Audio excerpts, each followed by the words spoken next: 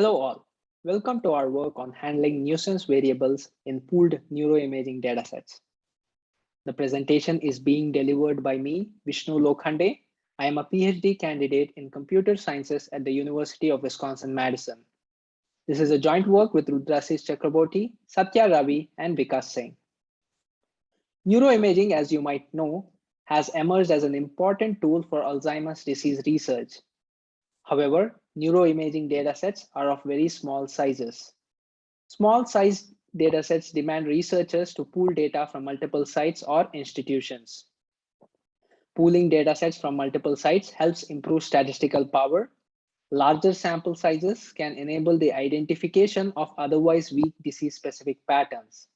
On the flip side, models may focus on the site-specific nuisance attributes rather than the disease-relevant signal. The site-specific nuisance attributes could be A, the data acquisition bias, which results from using different scanners or imaging protocols, or B, the population bias, where the demographics such as age and gender are not identically distributed across the sites. This brings us to our research question.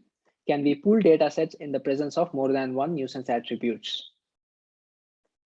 When there is only one nuisance attribute, such as scanner variability, we may ask the representations to be simply invariant to a categorical site variable. Site invariance can be achieved via a generic encoder-decoder style architecture. Images X map to a site invariant latent space phi(x). In an ideal setting, phi(x) corresponds to the true causal features which are comparable across the sites. However, when there is a second nuisance attribute, the population bias, that is when the age-gender distributions are not identical, we require finding the closest matching sample pairs in the data.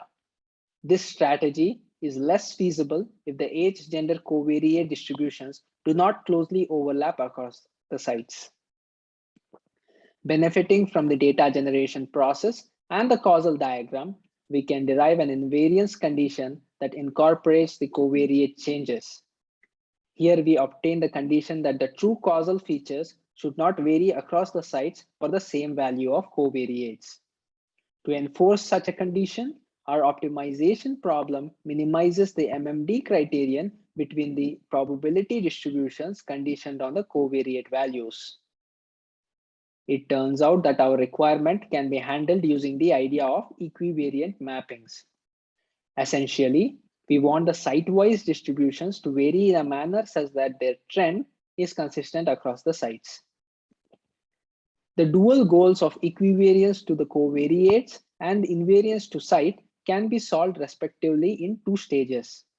In stage 1, an image pair is mapped onto a hypersphere. The resulting pair in the latent space are passed through a network called tau. Tau maps the pair onto a space of rotation matrices. Basically, we learn a mapping such that the change in the covariates in the image space can be characterized by an SON group action in the latent space. In stage 2, we learn a second encoding which a priori ensures that the equivariance property from stage 1 is preserved. This encoding is then fine-tuned to optimize the MMD criterion. We thus generate a latent space that is invariant to site while remaining equivariant to the covariates. In our experiments, we observe the t-SNE plots of the latent representations and find that the outputs of an equivariant encoder are evenly distributed. They bear a monotonic trend with respect to the changes in the age covariate values. Next, we conduct a statistical analysis on the reconstructed outputs. Our method preserves the disease-related signal. This is indicated by the high density of significant voxels in the reconstructed images. In summary, our paper shows how to pool datasets from multiple sites. We study the scenario where the data is influenced by multiple nuisance attributes and the distribution of the covariates is not identical across the sites. This concludes the talk. We look forward to seeing you at our poster.